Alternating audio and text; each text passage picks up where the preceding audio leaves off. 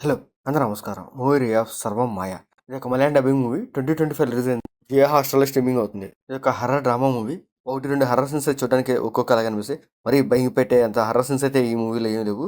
ఆ ghost scenes కూడా చాలా డీసెంట్‌గా చూపిస్తారు. చూడడానికి కూడా బాగానే ఉంటాయి. ఇంకా ఈ మూవీ స్టోరీలోకెళ్తే ప్రభేంద్రన్ ఒక బ్రాహ్మణు. కానీ తన నాస్తికుడు. దేవుడిని పెద్దగా నమ్మడు. కానీ తను ఒక ఫిజిషియన్, గిటారిస్టు. తను ఒక మ్యూజిక్ గ్రూప్‌లో వర్క్ చేస్తాడు. దాని నుంచి పెద్ద లాభమే రాదు. కానీ తను ఒక మ్యూజిక్ కంపెనీ స్టార్ట్ చేయాలని ప్లాన్ చేస్తాడు. కానీ స్టార్ట్ చేయడానికి మనీ కూడా ఉండవు. అలాంటి టైంలో తన ఫ్రెండ్ ఒక ఐడియా వేస్తాడు.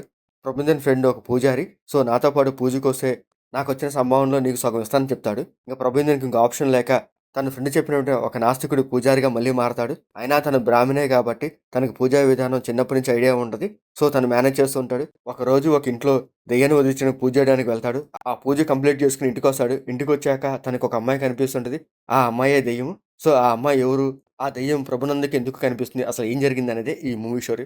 ఆ పాయింట్ వేసుకొని ఈ మూవీలో కొంచెం కామెడీ అండ్ హర్రర్ సీన్స్ అయితే పెడతారు. మరీ బీభత్సమైన హర్రర్ సీన్సే పెట్టరు గానీ, 1, 2 చిన్న హర్రర్ సీన్స్ పెడతారు. అవి చూడడానికి కూడా బాగుంటాయి. తర్వాత వెళ్ళే కొద్దిగా ఏమవుద్దంటే, ఆ దెయ్యము అండ్ ప్రభేందు ఒకరికొకరు ఇష్టపడతారు. ఆ లవ్ స్టోరీ చాలా డీసెంట్‌గా చూపిస్తారు. అది చూడడానికి కూడా బాగానే ఉంటది. ఈ చిన్న పాయింట్‌ని కొంచెం లెంథీగా కూడా సాగదీస్తాడు. ఈ మూవీ డ్యూరేషన్ వచ్చరికి 2 అవర్స్ 30 మినిట్స్ ఉంటది. కొన్ని అనవసరమైన సీన్స్ ఉన్నాయి. దాంతో పాటు కొన్ని సాంగ్స్ కూడా అంత ఇంట్రెస్ట్‌గా ఏమి అనిపించవు. కొంచెం బోరింగ్‌గా కూడా అనిపిస్తది. ప్రభు స్టార్టింగ్‌లో ఆ ఘోస్ట్‌ని చూస్తే కొంచెం భయపడతాడు. ఆ సీన్స్ చూడడానికి బాగుంటాయి. దాంతో పాటు వాళ్ళ మధ్య కొంచెం ఫ్రెండ్‌షిప్ క్రియేట్ చేస్తాడు. ఆ ఫ్రెండ్‌షిప్ సీన్స్ కూడా బాగుంటాయి. తర్వాత వెళ్ళే కొద్దీ కొంచెం వాళ్ళ మధ్య లవ్ క్రియేట్ చేస్తాడు. ఆ సీన్స్ కూడా చూడడానికి బాగుంటాయి. అసలు ఆ అమ్మాయి ఎలా చనిపోయింది? ఏం జరిగిందని క్లైమాక్స్‌లో చిన్న స్టోరీ చూపిస్తారు. అది చూడడానికి కూడా బాగానే ఉన్నది. ఒక మంచి ఎమోషనలైజ్ పాయింట్ పెట్టుకున్నారు. ఆ ఎమోషనల్ పాయింట్‌తోనే ఈ మూవీ ఎండ్ చేసేస్తారు.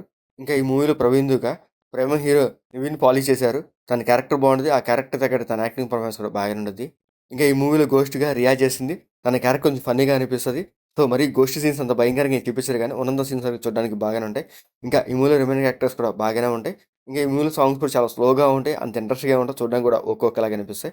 ఇంకా ఈ మూవీ టెక్నిక్ కాస్త పర్లేదు బాగానే ఉంటది. ఇంకా ఈ మూవీలో బ్లడ్ సీన్స్ కానీ, అడల్ట్ సీన్స్ కానీ అట్లాంటివి లేవు. మూవీ ఓవరాల్‌గా అయితే పర్లేదు. ఏదో ఒకసారి చూడొచ్చు.